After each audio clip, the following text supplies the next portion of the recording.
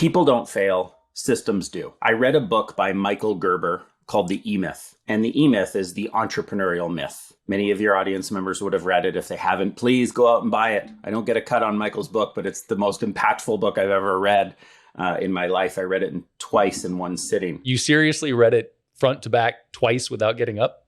I'm not a reader.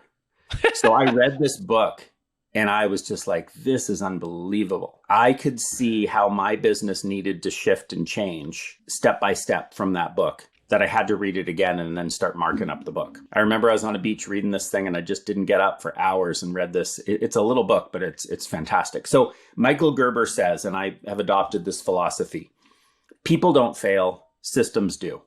We blame people in our businesses all the time for effing up, for making mistakes. It's not the person.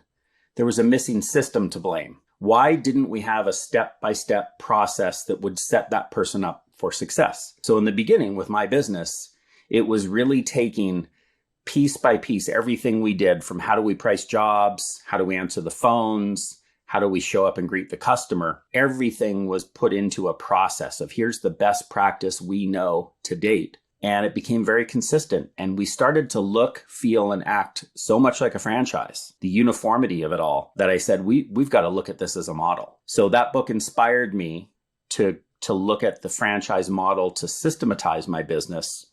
But then I adopted it as a way to scale. And we scaled this franchise organization over the years. An increase of 105 million in 7 years was unbelievable, but we did it because the systems allowed us to scale.